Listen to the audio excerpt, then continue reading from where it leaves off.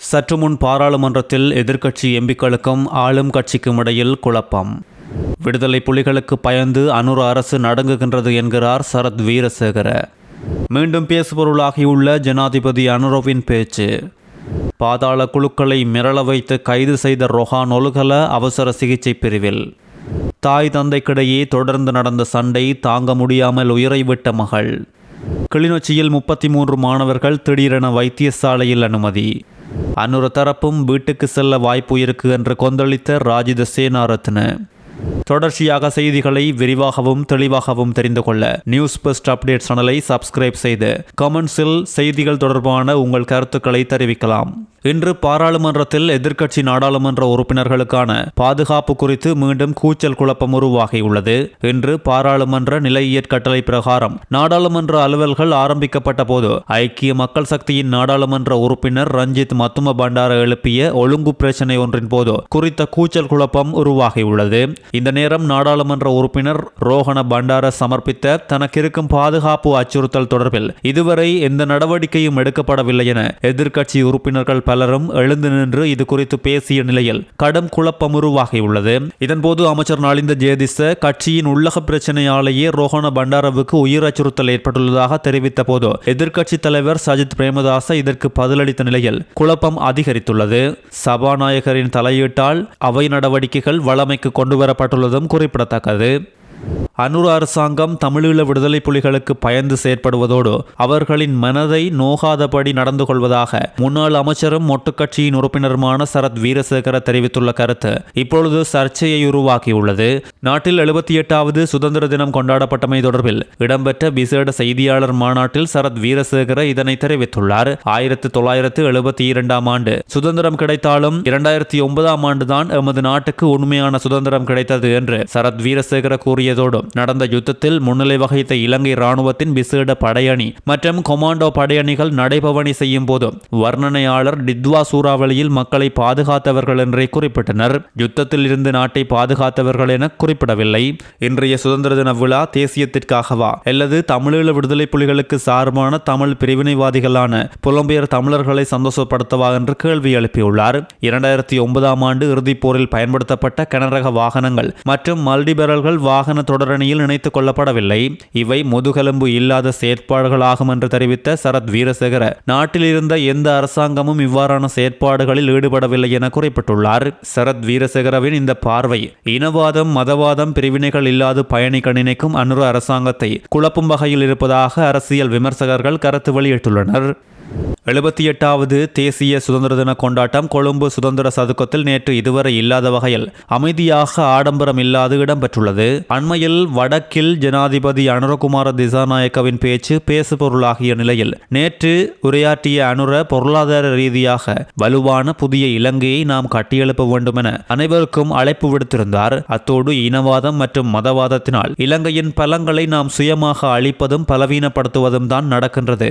எமது நாட்டில் எந்தவித பிரச்சனைக்கும் இனவாதத்துக்கும் நாங்கள் இடமளிக்க மாட்டோம் என்பதை மீண்டும் மீண்டும் வலியுறுத்துகிறோம் என்றும் தெரிவித்துள்ளார். அத்தோடு கடந்த 78 ஆண்டுகளில் நல்ல விடயங்களும் நடந்துள்ளது, கெட்ட விடயங்களும் நடந்துள்ளது என்பதை உணர்ச்சி பூர்வமாக தெரிவித்த அனுரகுமார கடந்த காலங்களில் கூறப்பட்டு வந்த 75 ஆண்டுகால சாபம் என்ற கருத்தை நேற்று மக்கள் மத்தியில் ஆற்றிய உரையில் ஜனாதிபதி முழுதாக நிராகரித்துள்ளார். இந்த நிலையில் இந்த கருத்து இப்பொழுது பேசுபொருளாக மாறியுள்ளது.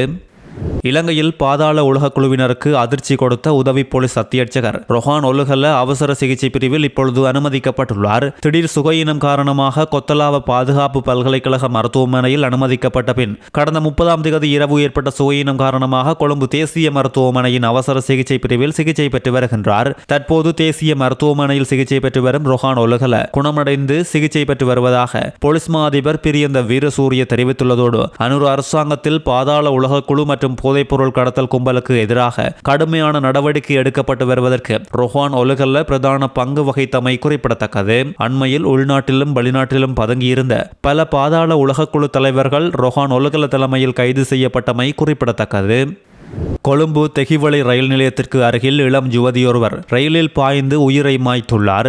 22 வயதுடைய களனி திப்பிட்டிகொடவை சேர்ந்த யுவதியே இவ்வாறு உயிரை மாய்த்துள்ளதோடு தாய் தந்தைக்கிடையில் தொடர்ந்து நடந்த சண்டையை தாங்க முடியாது வீட்டில் கடிதம் எழுதி வைத்துவிட்டு குறித்த யுவதி உயிரை மாய்த்துள்ளார். மோட்டார் சைக்கிள் ஊடாக களனியிலிருந்து தெஹிவளை சென்று அங்கு ரயிலில் பாய்ந்துள்ளார். இது தொடர்பான விசாரணை நேற்று கலபோவில தெற்கு கொழும்பு போதனா வைத்தியசாலையின் மரண விசாரணை அதிகாரி பந்துல ஜெயசிங்க முன்னிலையில் நடைபெற்றதோடு கலபோவில தெற்கு கொழும்பு போதனா வைத்தியசாலையில் இளம் பெண் எழுதிய கடிதம் மரண விசாரணை அதிகாரியிடம் சமர்ப்பிக்கப்பட்டுள்ளது.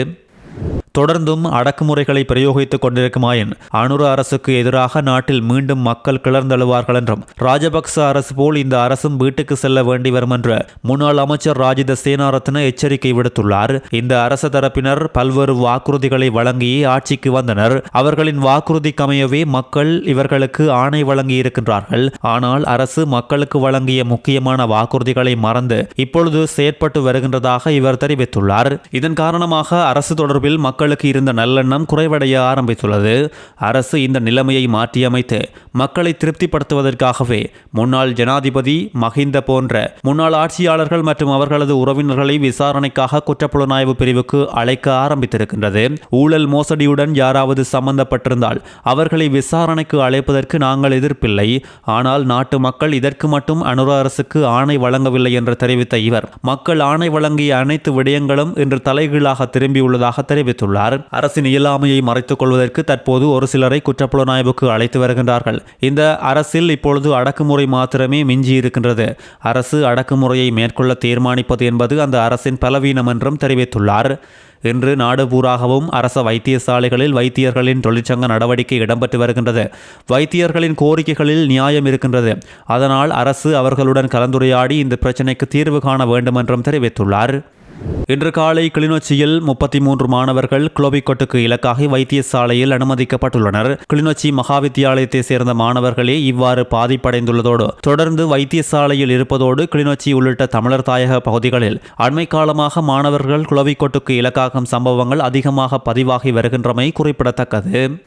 சிறுவர்களை அச்சுறுத்தி துஷ்பிரயோகம் செய்த சில சந்தேக நபர்களை கண்டறிவதற்கான விசாரணைகளை காவல்துறையின் சிறுவர் மற்றும் மகளிர் பிரிவு வேகப்படுத்தியுள்ள நிலையில் கண்டி பேராதனை பகுதிகளில் சிறுவர்களை அச்சுறுத்தி பாலியல் துஷ்பிரயோகத்திற்கு உட்படுத்திய சம்பவத்தில் 36க்கும் மேற்பட்ட பலர் தொடர்பு பட்டுள்ளமை தெரிய வந்துள்ளது. கண்டியை சேர்ந்த ஒருவர் வழங்கிய முறைப்பாட்டின் அடிப்படையில் பேராதனை பகுதியில் தேங்காய் எண்ணெய் வியாபாரம் செய்யும் பிரதான சந்தேக நபரும் பொறியியலாளர் ஒருவரும் கைது செய்யப்பட்டுள்ளனர். சமூக வலைதளங்கள் ஊடாக சிறுவர்களோடு தொடர்புகளை ஏற்படுத்தி மேலதிக வகுப்புகளை இலக்கு வைத்து செயற்பட்டுள்ளதாக போலீசார் தெரிவித்துள்ளனர். சிறுவர்களை துஷ்பிரயோகம் செய்யும் காட்சிகளை ரகசியமாக பதிவு செய்து இந்த காணொளிகளை சமூக வலைதளங்களில் வெளியிடுவதாக அச்சுறுத்தி சந்தேக நபர்கள் இவர்களை தொடர்ச்சியாக 3 இடங்களில் வைத்து துஷ்பிரயோகம் செய்துள்ளதாக காவல்துறை விசாரணைகளில் தெரிய வந்துள்ளது.